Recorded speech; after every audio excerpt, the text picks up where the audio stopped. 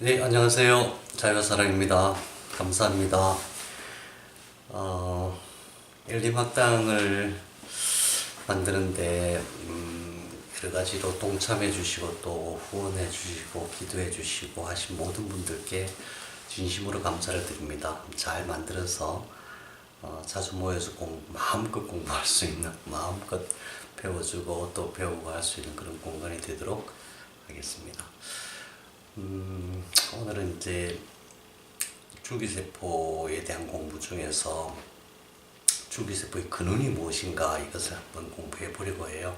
지난 시간에 말씀드렸지만 제가 지금 하고 있는 치료는 우선 이제 먹는 약으로는 아연, 그 다음에 칼슘 그렇게 먹고 있고, 보조적으로 이제 은용이나 규소, 초유, 극큐민 먹고 있죠. 그 다음에 이제 치료는 침은 아프니까 빼고, 산삼도 산삼약침도 요즘은 아파서 빼고, 이제 사양뜸을 뜨는데 사양뜸만 뜨는 것이 아니라 동시에 생강뜸 뜨면서 배꼽에다 사양뜸 뜨면서 또 맛백제포 하면서 또 동시에 양절유 세수양생 하면서 1시간이면 되거든요. 그래서 치료하기가 참 쉬워요. 아침 먹고 아연하고 칼슘 먹고 또 잠자기 전에 아연하고 칼슘 먹고, 그 다음에 저녁 먹고 나서 1시간 내 가지고 이제 주로 집사람이랑 아들이 해주는데 뜸 뜨고 이러면 되거든요. 물론 뜸 뜨기 전에 직접 구를 떠요. 직접 구 혈자리는 통상적으로 다 하는 자리지만은 주로 차료혈, 그 다음에 대장류, 신유, 간유, 비유, 그 다음에 고항, 폐유, 그 다음에 족삼리, 축빈, 그 다음에 관은기의 중환, 양문 그렇게 뜨고 있습니다. 단한 것 같아요. 많이 좋아졌습니다. 그런데 어쨌든 그런 것보다 좀 더 획기적인 뭔가 치료법이 없을까, 좀 더 근원적인 치료법이 없을까, 이제 이런 것을 생각하면서 양절유 줄기세포 치료법을 우리가 이제 공부하고 있는 겁니다. 공부하고 있는 건가? 아무튼 한번 이제 만들어 보려고 하는 거죠. 그래서 우선 줄기세포 치료 방법은 지금 현재 하고 있는 게 4가지 방법이 있죠. 배아줄기세포, 성체줄기세포, 그 다음에 유도만능줄기세포, 그 다음에 수정란을 이용한 줄기세포. 그 중에서 오늘은 줄기세포의 근원이 무엇인가, 도대체 줄기세포라는 게 처음에 어떻게 만들어졌는가. 그래서 줄기세포의 근원, 그러면 당연히 정자와 난자죠. 그래서 오늘은 이제 배아줄기세포까지, 정자와 난자에서 배아줄기세포가 되어지는 과정까지 함께 공부하도록 하겠습니다.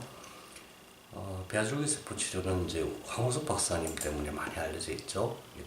이게 돌리가 만들어지는 과정인데, 이게 상당히 큰 특징이 뭐냐면은 보면 우선 난자를 제공한 양이 있고, 그 다음에 치세포를 제공한 양이 있어요.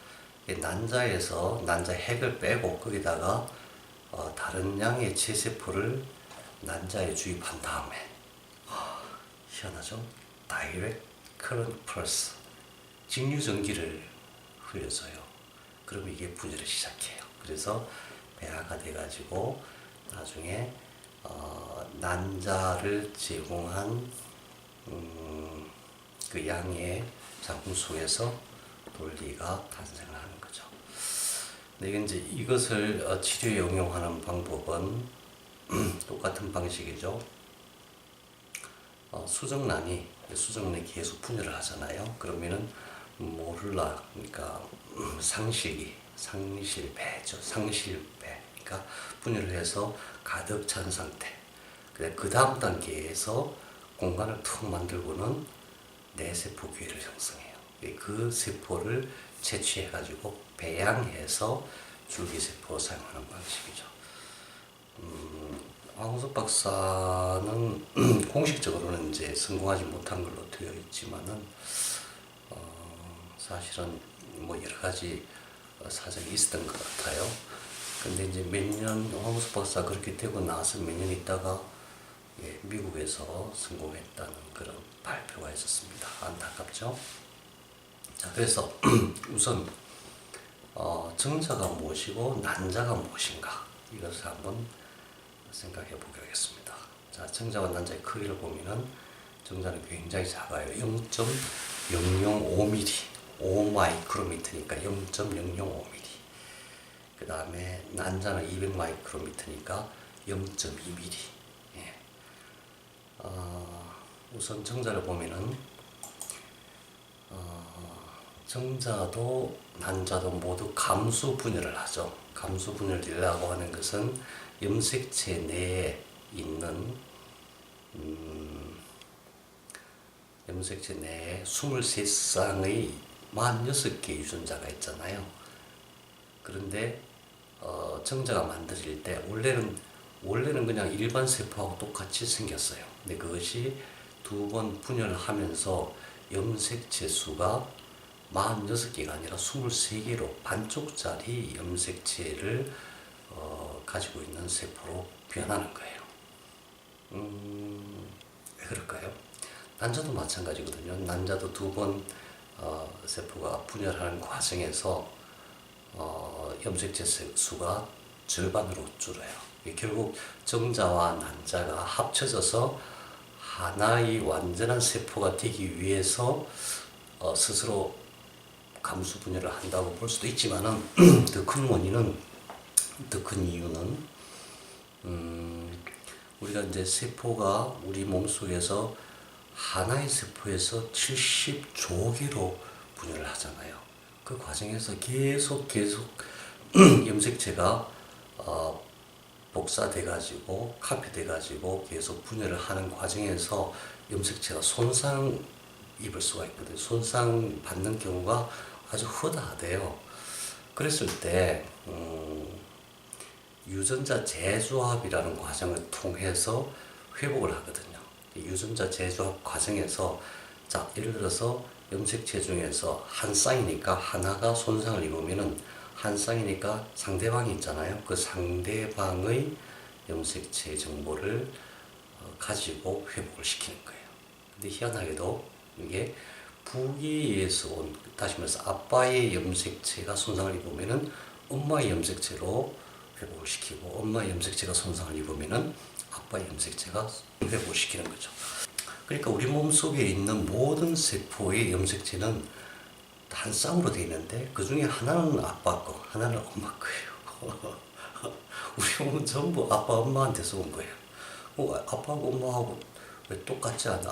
아빠 절반, 엄마 절반 이렇게 닮아야 되는데 그게 아니라 염색체 속에 있는 DNA는 그냥 원본이거든요.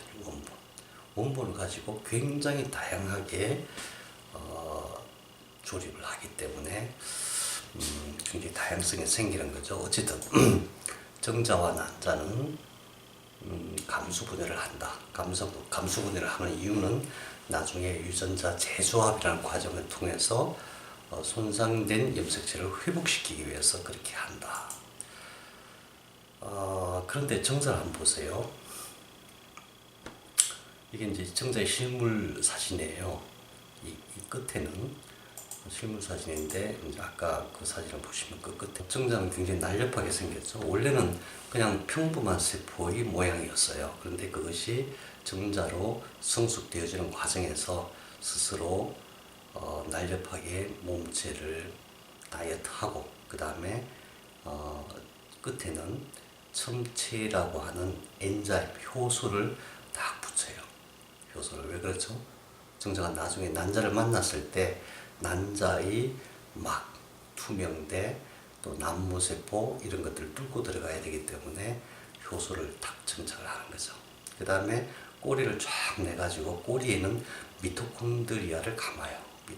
미토콘드리아가 ATP를 만들잖아요. 에너지를 만들잖아요. 근데 이게 얼마나 강력하냐면은 꼬리를 1초에 1000번을 흔들 수 있는 굉장히 빨리 움직일 수 있는 그런 능력을 가지고 있어요. 이 미토콘드리아가 힘을 발휘할 수 있다는 얘기죠. 그리고 그렇게 이제 준비를 하는 이유는 0.005mm라고 하는 아주 작은 정자가 거의 20cm, 15 내지 20cm 거리를 이동해야 되거든요. 이것을 만약에 170cm 되는 키를 가진 사람이 움직이는 거리로 이렇게 환산을 해보면은 170cm 되는 사람이 68km를 마라톤 하는 거하고 똑같아요. 68km를. 그러니까 정자 입장에서 어마어마하게 긴 거리를 이동하는 거거든요. 그런 준비를 하는 거예요. 그런데 정자가 이동하는 과정에서 제일 먼저 만나는 것이 점막층이에요. 점막층. 우리 몸속에 있는 모든 점막층은 거의 완벽한 면역 시스템이 다 갖춰져 있거든요. 거기를 통과한다는 것은 정자 입장에서 보면 거의 불가능에 가까운 거예요. 거의 불가능해. 그런데 거기에 있는 백혈구 또는 단핵구 이런 것들로부터 돌파해 나가기 위해서는 혼자 갈 수가 없잖아요. 그래서 한번 출발할 때 3억 개 내지 5억 개가 나가는 거예요. 그래서 처음 만들어질 때부터 이렇게 똑같이 만들어지는 게 아니라 3억 개 내지 5억 개가 모양이 조금씩 달라요. 어떤 거는 들어가가지고 점막층에서 쫙 붙어가지고 기를 내는 그런 역할도 하고, 어떤 거는 살상하는 그런, 그러니까 군인과 같은 그런 역할을 해요. 그래서 어떤 사람은 이것을 이제 가미가제 정자라고 얘기하는데, 그래서 그 사람 얘기로는 봉쇄 정자가 따로 있고 살상 정자가 따로 있다. 그 다음에 이 정자가 난자에 도달하면은 제일 먼저 만나는 게 난자를 둘러싸고 있는 난모세포거든요. 처음에 난자에 도달한 정자군들이, 정자가 굉장히 많이 도달할 거예요. 수백 개가 착 도달해갖고 제일 먼저 하는 게 뭐냐면은 그 난모세포로부터 이렇게 틈을 내는 거예요. 틈을. 수백 개가 거기서 또 죽어요. 맨 마지막에 이제 난자 속으로 들어가는 것은 이제 그렇게 수많은 수억 동지들이 희생해가지고 뚫어놓은 그 길을 뚫고 들어가는 정자 딱 하나거든요. 문제는 뭐냐면, 아니 도대체 정자가 어떻게 앞으로 자기가 그런 길을 가야 될 걸 알고 변신을 하느냐. 대단하잖아요. 거기다가 그 긴 길을 가는데 170cm 남자가 68km 되는 마라톤을 한다고 생각해봐요. 길을 알아야 되잖아요. 길을 어떻게 알겠어요? 길을 자기가 어떻게 찾아갈 수가 있겠어요? 예. 난자가 신호를 보내줘요. 난자가. 이게 무선 신호죠. 왜냐하면 일반적인 유선 신호는 전부 단백질이에요. 단백질. 그러니까 어떤 물질을 만들어서 거기에 딱 신호를 보내는 역할을 하게 되는데, 지금 정자와 난자 사이에는 어떤 형태도 어떤 물질적인 통로가 형성되어 있지 않아요. 거기다가 정자와 난자는 서로 다른 존재예요. 서로 다른 존재. 다시 말하면은 정자는 몸에서 반응할 때는 면역세포들이 반응할 때 마치 침입자로 보는 거거든요. 그런 상태에서 난자가 신호를 보내줘서 정자가 그 신호를 따라서 그 긴 길을 찾아간다고 하는 것은 참 신비 중에 신비죠. 이걸 어떻게 정자는 이런 모든 변신과 어떤 이런 난관을 극복하는 모든 과정과 그 신호 체계를 어떻게 알고 있냐는 거죠. 어떻게? 네. 그래서 여기서 정보에 대한 개념이 정리가 되어야 됩니다. 정자가 갖고 있는 정보. 정자가 스스로 변신하고 또 난자를 찾아가기 위해서 스스로 행동하는 데 필요한 모든 정보가 정자 안에 들어있다. 이걸 인정해야 되죠. 그게 어떻게 발현되느냐. 그것이 이제 앞으로 우리가 신경능세포를 활성화시키는 데 있어서 제일 중요한 지식이 될 것 같아요. 근데 이제 사실은 그거를 좀 파헤쳐 보려고 했더니 어마어마한 세계가 열리는데요. 예. 너무 광범위한 세계라서 도무지 할 수 있을지 없을지 잘 모르겠어요. 네, 그 다음에 난자는 어떻게 변신하냐면은 난자도 마찬가지로 감수 분열을 해요. 감수 분열을 하는데 정자하고 조금 달라요. 정자는 하나의 세포가 두 번의 감수 분열을 거쳐서 4개가 되거든요. 4개가. 근데 난자는 그게 아니고 두 번 감수 분열을 하는데도 불구하고 하나예요. 그럼 핵이 감수 분열을 하니까 핵이 분열되는 거잖아요. 핵이 4개가 될 거 아니에요. 4개 중에서 하나만 역할을 하고 나머지는 보조적인 역할을 해요. 다시 말하면은 정자는 크기도 크거니와 내부에 어마어마하게 많은 영양 물질들을 모아가지고 나와요. 뿐만 아니라 난자가 나올 때에, 난소에서 나올 때에 이미 그때에 널스 세포라고 하는 굉장히 많은 영양 덩어리 세포들을 쫙 이렇게 거느리고 나와요. 다시 말해서 난자는 굉장히 많은 영양을 미리 준비를 해요. 미리 준비를. 왜? 예, 나중에 수정란이 돼가지고 착상해가지고 엄마의 자궁벽 속에 들어가서 영양을 공급받을 때까지 필요한 모든 에너지를 자기가 공급해야 된다. 이런 것을 미리 알고 있었던 거예요. 미리 어떻게 알고 있었을까? 예, 그래서 정자와 난자가 변신하는 그 의미를 알아야 되는데 그 의미와 또 어떻게 해서 그게 변신되는가 이제 그런 시스템 그런 체계를 우리가 파악해야만 나중에 이제 세포가 우리가 원하는 방향으로 이렇게 변화해서 치료하는 역할을 할 수 있도록 유도할 수가 있겠죠. 그래서 정자와 난자가 변신하는 그 과정 속에서 우리가 알 수 있는 첫 번째는 뭐냐 하면은 이 시공간을 꿰뚫고 있다는 거예요. 시공간을 어느 때에 어떻게 변신해야 된다. 그리고 어떻게 변신해야 된다.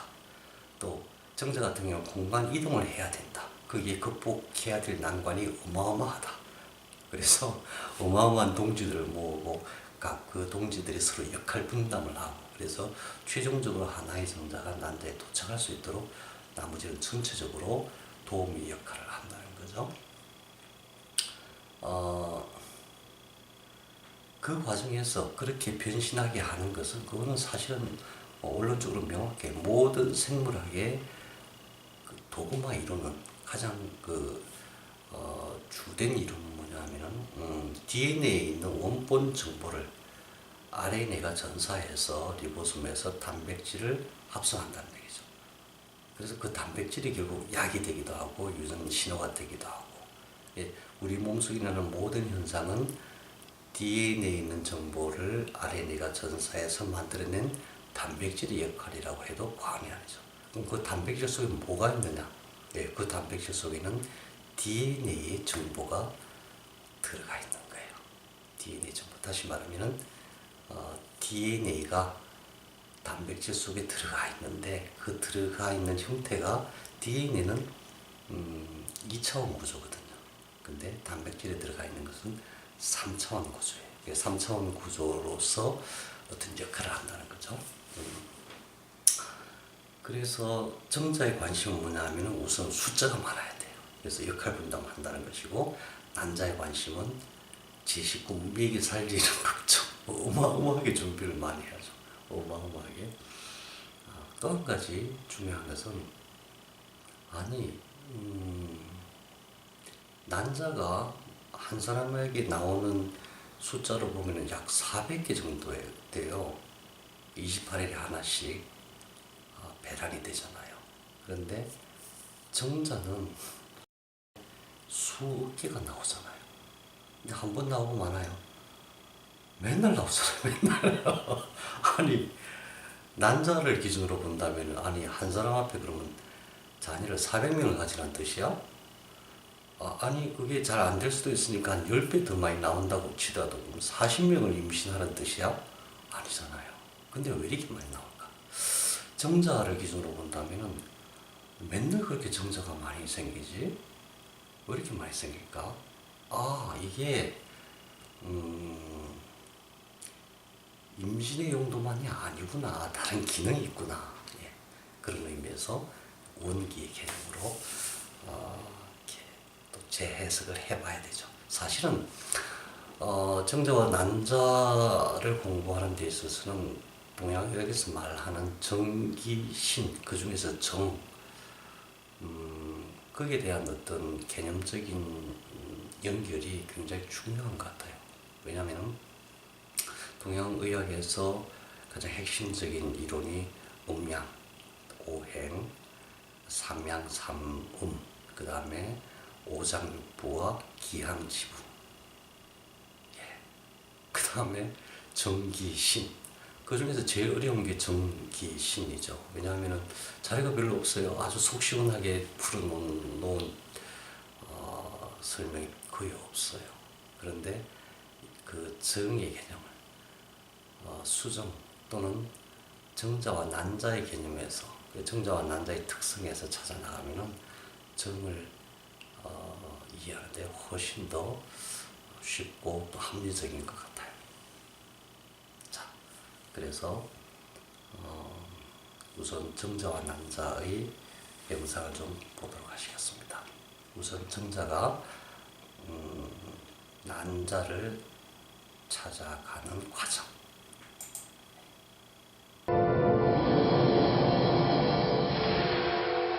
And now, inside the vagina, sperm face the first of many mortal dangers.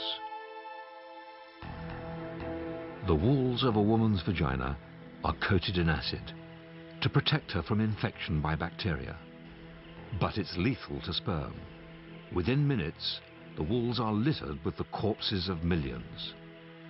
And within an hour, most of the 500 million sperm that set off are dead. Yet the woman's body can help as well as hinder the sperm's progress. It's possible that the contractions of her orgasm help to draw sperm into her uterus. Or even that the junction between the vagina and the uterus, her cervix, is dipped time and time again into a pool of waiting sperm. Only a few thousand will complete the journey across her uterus and into her fallopian tubes.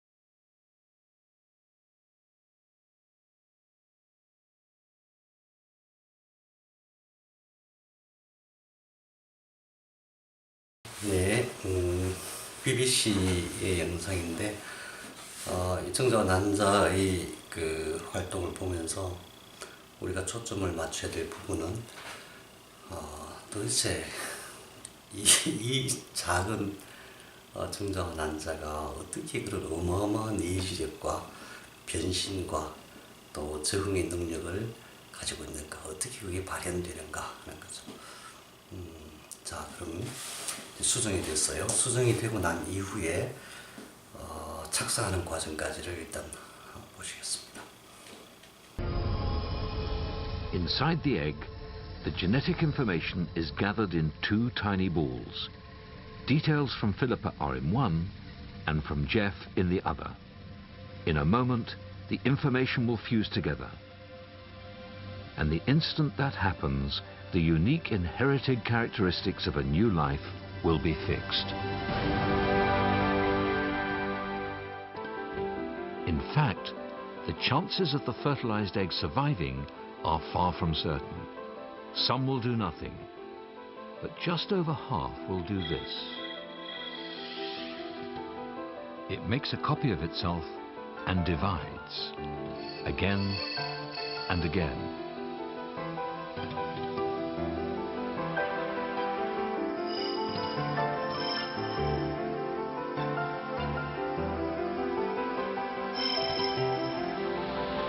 Seen down the lens of a laser microscope, the dividing egg looks like a strange berry. It's a cluster of 8 identical cells. But they won't be identical for long. Her uterus too is transforming. Its lining has swollen and thickened. We're seeing a part of the lining magnified almost 10,000 times. It's the landing ground for the fertilized egg. But the egg establishes itself in the womb in a very unexpected manner that will set the tone for the next 9 months.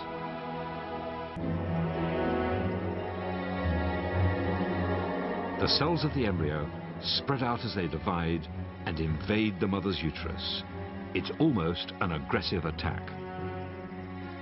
But surprisingly, the army of foreign cells does not meet any resistance from the mother's own defense systems. But the struggle of pregnancy is by no means over. It's really only just starting. This is what's growing inside Philippa's womb just 3 weeks after fertilization. The round ball is the yolk sac, a temporary food store. Stretched across the top is the embryo itself. Within it, thousands of new cells are created every second.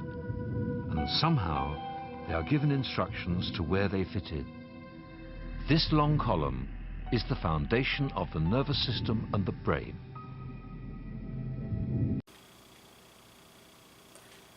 예. 착상하는 과정에서 참 신기한 일이 일어나요. 처음에 이제 하나의 수정란이 2개가 되고 4개가 되고 8개 되고 이렇게 쭉 늘어나죠. 그래서 이제 가득 찬 상태가 되고, 그 다음에 난자가 그동안에 준비했던 영양이, 에너지가 다 소진되기 직전 상태에서 착상하게 돼요. 그게 보통 5일 내지 7일 걸린다 그러죠. 그래서 엄마의 자궁벽에 딱 착상할 때에 첫 번째 나타나는 현상이 뭐냐 하면은 영양막 세포들이, 난자를 감싸고 있는 영양막 세포들이 융합 영양막 세포로 변신을 해요. 어떤 변신을 하는 거냐면은 자기 스스로 세포의 막을 싹 제거해 가지고 다핵 세포가 돼요. 다핵 세포가 되면 굉장히 강력해지겠죠. 에너지를 발산하는 힘이 세지는 거죠. 그렇게 해서 자궁벽을 뚫고 들어갑니다. 뚫고 들어가서 자궁벽에 있는 이제 자궁샘과 모세혈관을 터뜨려 가지고 거기서부터 에너지를 흡수해요. 완전히 진짜 강도와 같이 죽기 살기로 그런 정신이 있다는 거죠. 영양막 세포 안에. 나중에 이제 영양막 세포, 융합 영양막 세포가 태반이 되죠. 자, 그런데 그것보다 더 신기한 일이 벌어지는데, 안에 가득 차 있던 세포들이 갑자기 공간을 만들어요. 빈 공간을 만들어요. 그 공간 안에 뭐가 있을까요? 그 공간 안에는 진공 에너지가 있겠죠. 진공 에너지가. 그래서 모든 창조의 과정에서 항상 어떤 본격적인 변화가 이루어지는 항상 공간을 만들어요. 심장을 만들 때도 그렇고, 뇌가 만드실 때도 그렇고, 어떤 중요한 변신의 과정에서 항상 공간을 만들거든요.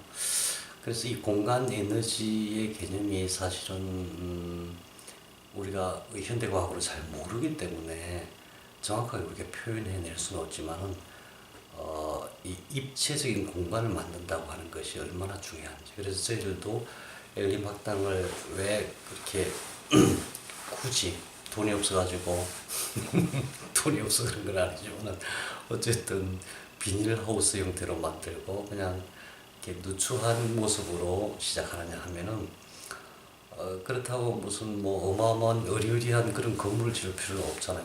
그렇지만 공간은 절대적으로 필요한 거예요. 무엇을 하든 간에 어떤 변신, 어떤 발전을 위해서는 반드시 입체적인 공간이 필요한 거거든요. 예.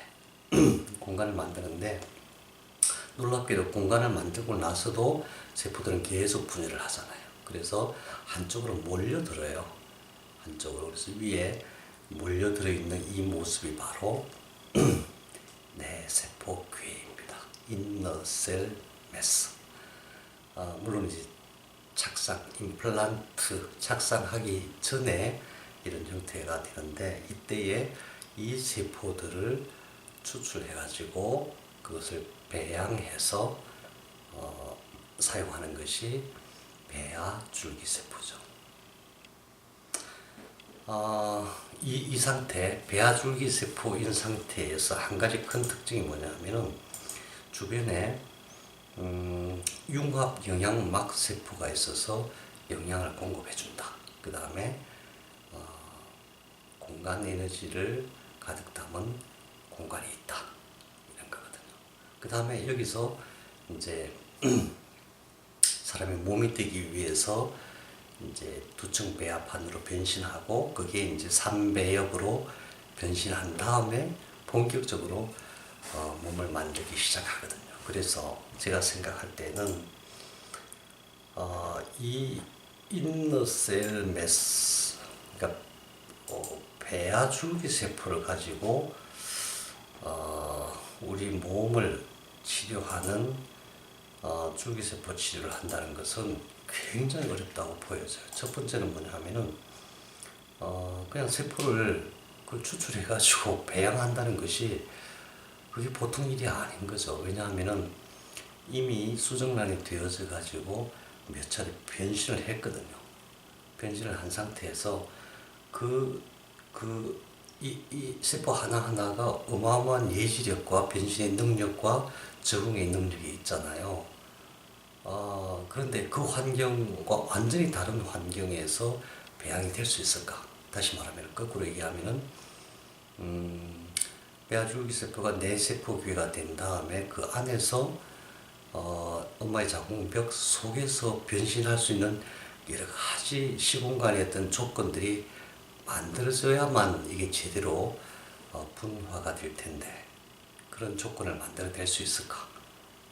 그게 보통 일이 아니라고 생각이 되어져요. 왜냐하면 어떤 환경적인 요인, 에너지 공급이라든가 어떤 공간 에너지라든가 이런 환경적인 요인도 있어야 되지만 여기는 어떤 스위치가 발현돼야 되고 그 다음에 그 스위치에 의해서 유전자 신호가 만들어져서 단백질들 만들어져서 또 전달이 되어져야 되고 거기에 따라서 세포가 반응을 해줘야 된단 말이죠. 그런 모든 신호를 줄 수 있느냐? 저는 굉장히 어렵다고 보여지거든요. 이게 바로